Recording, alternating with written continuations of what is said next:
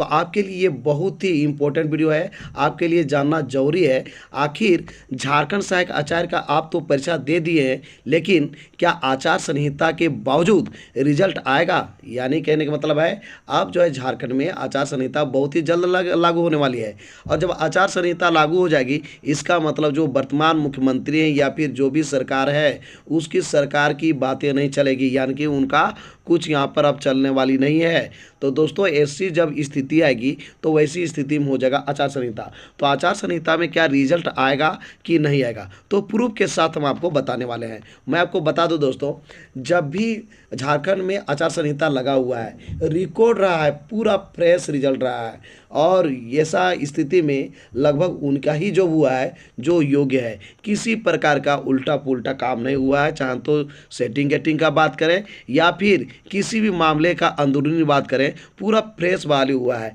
यानी योग्य लोगों की ही नियुक्ति हुई है। यही कारण है कि बहुत सारे लोग हैं जो इंतजार यही कर रहे हैं कि ये जो सरकार है चली जाए और आचार संहिता के समय बहाली हो। तो दोस्तों, पहले हम तो ये जानेंगे कि आचार संहिता में ये बहाली हो सकता है या नहीं हो सकता है। तो दोस्तों, हम लोग बात करेंगे पूरा प्रूफ के साथ, यानी कि प्रमाण के साथ हम बात करेंगे।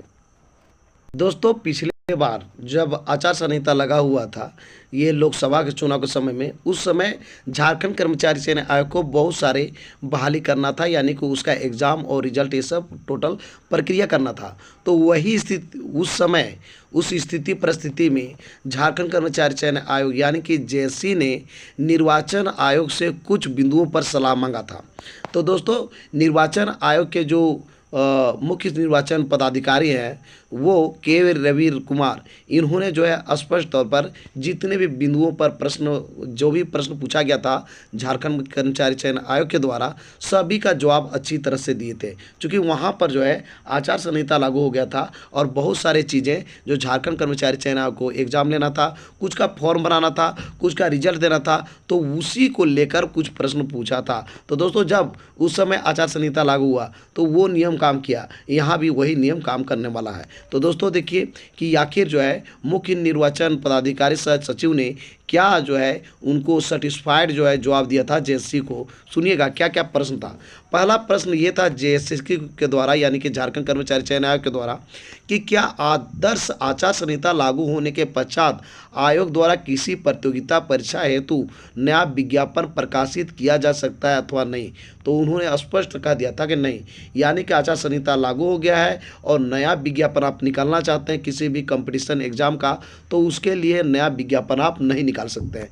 दूसरा प्रश्न ये था, यदि नियुक्ति संबंधी विज्ञापन पूर्व में प्रकाशित है तो क्या आदर्श आचार संहिता लागू होने के उपरांत परीक्षा हेतु आवेदन प्राप्त किया जा सकता है अथवा नहीं। कहने का मतलब ये है,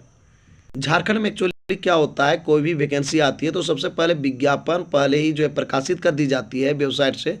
और जो है बाद में उसका जो है फॉर्म भराता है। जब भी कोई फॉर्म भराता है तो 10 दिन 15 दिन पहले या क्या होता है कि विज्ञापन आ जाता है। तो यही कह रहा है कि विज्ञापन यदि हम पहले निकाल चुके हैं और अब क्या फॉर्म भरा सकते हैं या नहीं भरा सकते हैं, तो उसका जवाब दिए थे निर्वाचन पदाधिकारी द्वारा दिया गया था हाँ, यानी कि आप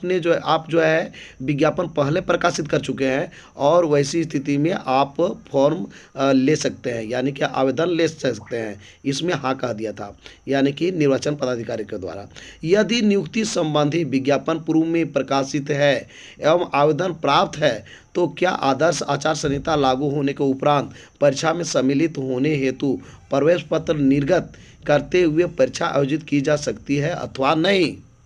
जैसे का ये प्रश्न था कि कोई भी नियुक्ति के लिए विज्ञापन पहले प्रकाशित किया गया है, साथ ही साथ जो है फॉर्म भी अप्लाई हो गया है, तो और उसी दौरान आचार संहिता लागू हो गया है, तो क्या हम उसके लिए परीक्षा ले सकते हैं या नहीं, साथ ही साथ उसके लिए एडमिट कार्ड जारी कर सकते हैं या नहीं। तो उसमें भी कह दिया था हाँ, कोई दिक्कत नहीं है, यदि विज्ञापन पहले जारी किया गया है और उसके लिए फॉर्म भी भरा गया है तो वैसे आचार संहिता लागू भी हो गया है, लेकिन वैसी स्थिति में भी आप एग्ज़ाम ले सकते हैं और एग्ज़ाम के साथ साथ एडमिट कार्ड भी जारी कर सकते हैं। चूँकि जब तक एडमिट कार्ड जारी नहीं कीजिएगा तो एग्ज़ाम लीजिएगा कैसे, तो इसका भी हाँ में जवाब दिया था। नेक्स्ट क्वेश्चन था, यदि आयोग द्वारा पूर्व में परीक्षा आयोजित की जा चुकी है तो क्या आदर्श आदर्श आचार संहिता लागू होने के उपरांत सामान्य मेगा सूची के आधार पर अल्प सूचीबद्ध अभ्यर्थियों के प्रमाण पत्रों का जांच कार्यक्रम आयोजित किया जा सकता है अथवा नहीं। दोस्तों ये आपका मेन प्रश्न था है क्वेश्चन नंबर 4 में देखिए 4 पॉइंट में ये कह रहा है कि आयोग परीक्षा आयोजित कर चुका है, यानी कि जैसा कि है झारखंड सहायक आचार्य का परीक्षा पहले हो चुका है, तो और वैसी स्थिति में आचार संहिता लागू हो गया तो क्या उसका मेगा सूची मेरिट लिस्ट जो जारी किया गया जाएगा शॉर्ट लिस्टेड कैंडिडेट का, तो उसका प्रमाण पत्र जांच किया जा सकता है अथवा नहीं। तो स्पष्ट निर्वाचन आयोग ने कह दिया नहीं, यानी एग्जाम हो चुका है और आज जो है आचार संहिता लागू हो गया तो आप मेरिट लिस्ट के साथ साथ प्रमाण पत्र जो है प्रमाण पत्र का जांच नहीं कर सकते हैं। तो यानी कि ये झारखंड सहायक आचार्य का कहें स्पष्ट तौर पर बात करें कि झारखंड सहायक आचार्य में जो है का एग्ज़ाम हो चुका है और यहाँ पर आचार संहिता लागू हो जाती है तो इस नियम के तहत रिजल्ट नहीं दिया जा सकता है, क्योंकि यहाँ पर जो है प्रमाण पत्र की जांच नहीं की जा सकती है। ये कह रहा है, हो सकता है कि यहाँ पर नियम में फेरबदल हो, अलग की बात है, लेकिन यही नियम है दोस्तों। 5 है, यदि आयोग द्वारा समान मेगा सूची के आधार पर अल्प सूचीबद्ध अभ्यर्थियों के प्रमाण पत्रों का जांच कार्यक्रम आयोजित किया जा चुका है तो क्या आदर्श आचार संहिता लागू होने के उपरांत परीक्षाफल प्रकाशित किया जा सकता है अथवा नहीं। जेएससी का क्वेश्चन नंबर 5 ये था, 5वां पॉइंट में ये था कि यदि आयोग जो है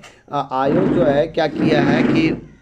शॉर्ट लिस्टेड मेगा सूची जारी कर चुका है और जो है वो अब क्या है कि परीक्षा फल यानी कि रिजल्ट यहाँ पर जारी कर सकता है अथवा नहीं। तो यहाँ पर भी कहा था नहीं, यानी आयोग जो है ये शॉर्ट लिस्टेड कैंडिडेट का जो मेरिट लिस्ट जो तैयार किया गया है और प्रमाण पत्र का जांच जो है जांच भी हो चुका है, लेकिन उसके बावजूद आचार संहिता लागू हो गया तो उसका रिजल्ट नहीं दिया जा सकता है, यानी कि 4 और 5 ये लागू होता है यहाँ पर झारखंड सहायक आचार्य के लिए।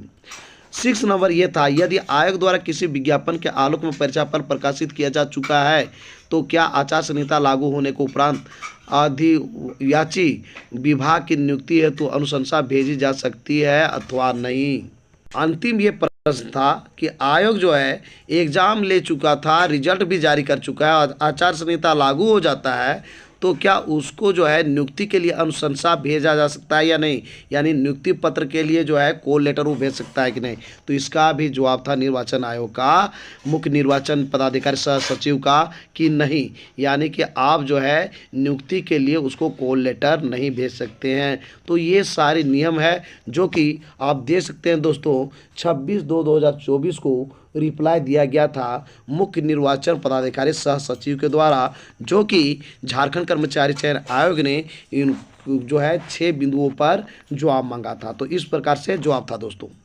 फाइनली ये है दोस्तों, बहुत सारी चीज़ तो होती है लेकिन कुछ चीज़ें नहीं होती है जो कि आप देख लिए, जो कि बहुत ही आपके लिए जानना इम्पोर्टेंट है। हालांकि नियम में बदलाव हो सकता है, यदि कहीं ऐसा संभव है तो ऐसा किया जा सकता है, लेकिन जिस प्रकार से जवाब मांगा गया था जेएससी के द्वारा निर्वाचन अधिकारी को, तो उन्होंने जो जवाब दिया उसको मैंने आपको बता दिया दोस्तों, आपके सामने रख दिया। तो दोस्तों आज का मेरा ये वीडियो आपको कैसा लगा जरूर हमें बताएं इस वीडियो कमेंट बॉक्स में। यदि ये वीडियो आपको अच्छा लगा दोस्तों तो इस वीडियो कर दीजिए लाइक, चैनल को कर दीजिए सब्सक्राइब और ज़्यादा से ज़्यादा दोस्तों को इस वीडियो कर दीजिए शेयर। तो दोस्तों फिर मिलते हैं एक नए और ऑथेंटिक वीडियो के साथ, तब तक के लिए हम इजाज़त दीजिए, धन्यवाद।